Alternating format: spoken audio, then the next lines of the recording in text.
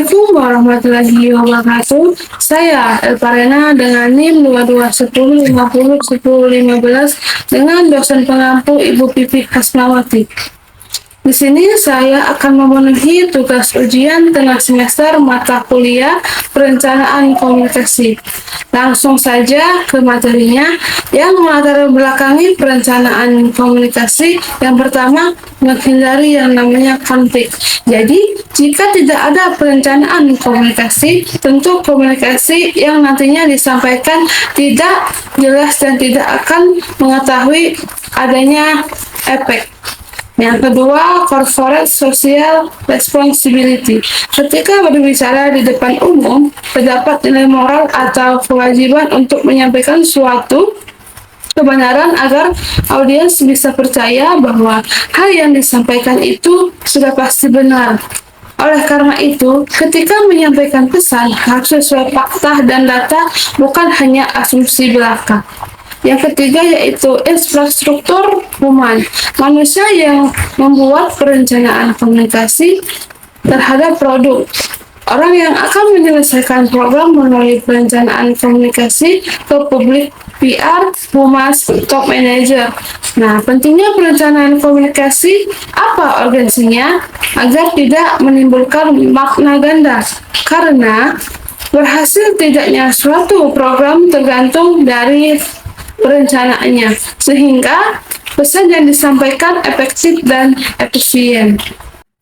Yang selanjutnya itu sejarah planning communication, yaitu information flow ketika seimbang ketimpangan dengan data, banyak informasi tidak pasti, dan semakin tinggi informasi flow, maka semakin tidak mampu merencanakan informasi, timbulnya informasi flow.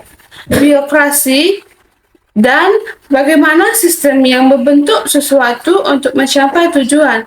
Semakin banyak hierarki, semakin besar birokrasi. Semakin sempit planning komunikasi. Jika birokrasi timbul konflik, semakin informasi tidak seimbang. Yang kedua itu leadership, yang selalu berubah-ubah perkataannya, mencirikan informasi flow-nya semakin tinggi, menunjukkan orang tersebut tidak memiliki planning komunikasi. Yang ketiga, publik, menciptakan informasi flow-nya tinggi. Kenapa? Publik tidak mempunyai perencanaan jika publik tidak didukung birokrasi dan leadership.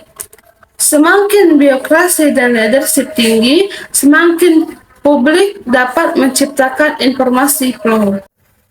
Yang selanjutnya itu mengatasi informasi flow, yaitu membuat planning namun harus ada objek yang membuat masyarakat paham mengenai informasi flow, atau dengan perkuat informasi flow dengan kebijakan komunikasi. Nah, kebijakan komunikasi itu diperlukan untuk membuat planning komunikasi. Selanjutnya itu aktivitas komunikasi, semakin banyak diperlukan planning kebijakan komunikasi untuk membatasi komunikasi. Komunikasi yang menyebar, maka informasi flow-nya menyebar di masyarakat. Agar mudah, perencanaan komunikasi dibuat melalui regulasi pemerintahan, karena informasi yang disampaikan melalui kesenjangan politik dan non-politik, kaya dan miskin, elit dan non-elit. Selanjutnya itu konvergensi media, yaitu perubahan media ke media baru tanpa meninggalkan media lama dari foto, studio ke HP.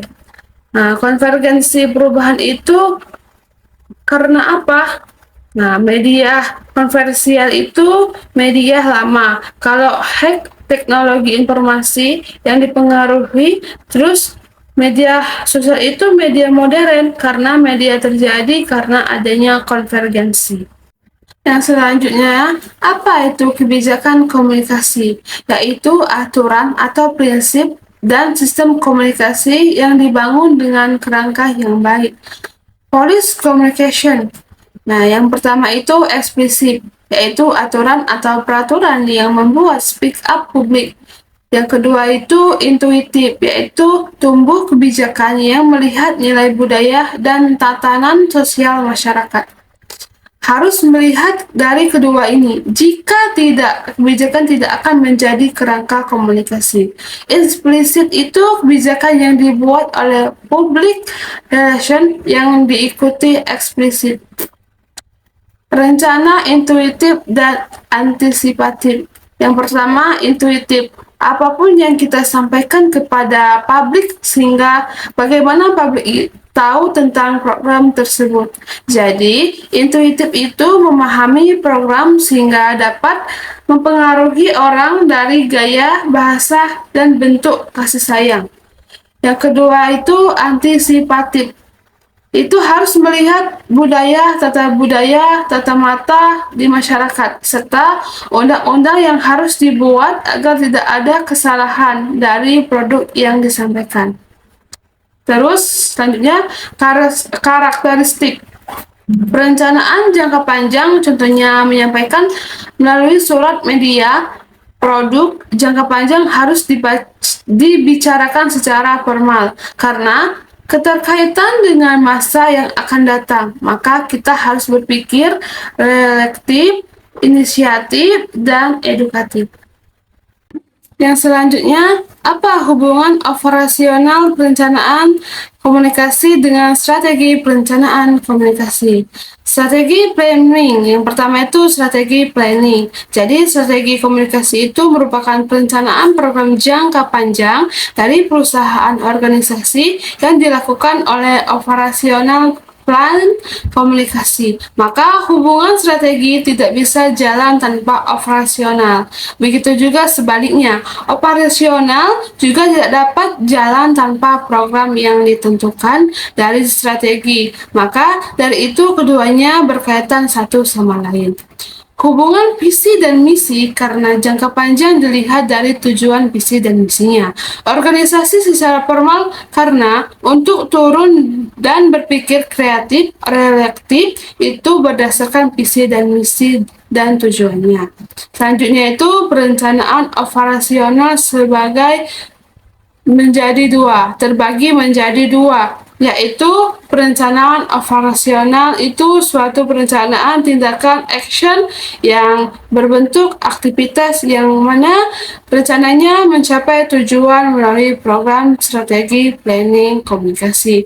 Yang kedua, infrastruktur komunikasi, yaitu cara perencanaan komunikasi yang sudah direncanakan dengan teknik komunikasi dan alat-alat komunikasi atau alat dan teknik komunikasi. Perencanaan komunikasi operasional ini terbagi menjadi dua. Yang pertama itu infrastruktur komunikasi. Yang dimaksud di sini yaitu cara perencanaan komunikasi yang sudah direncanakan dengan teknikal komunikasi. Terdapat alat-alat maupun teknik komunikasi. Nah, kalau di buku manajemen itu infrastruktur disebut dengan headword karena manusia itu bagian daripada perangkat. Jadi maksudnya perangkat dan manusia itu sama pentingnya. Sedangkan infrastruktur di buku komunikasi malah sebaliknya. Komputer tidak akan berjalan tanpa komunikasi karena yang melakukan infrastruktur itu manusia. Maka perlu planning komunikasi. Dan yang kedua itu program komunikasi. Maksudnya di sini program komunikasi itu terkait pada knowledge research atau sumber daya pengetahuan dan talenta. Jadi program yang terkait dengan knowledge research itu program dari strategi yang harus dipahami oleh operasional karena dia harus menyampaikan program tersebut. Operasional ini kunci dari sebuah keberhasilan. Jadi, knowledge research ini terkait dengan keterampilan dan pengetahuan yang mana di sini maksudnya keterampilan cara kita memanipulatif sehingga program kita itu dapat terlihat menarik. Yang terakhir, teori komunikasi ini terkait pada 3 teori, yaitu yang pertama teori komunikasi pembangunan, yang mana tujuannya itu komunikasi dikehendaki untuk meningkatkan pembangunan, tetapi kalau di operasional untuk meningkatkan sebuah program, teori komunikasi pembangunan ini mempunyai sistem bahwa komunikasi itu satu kesatuan, seperti bagaimana sistem program ini jalan.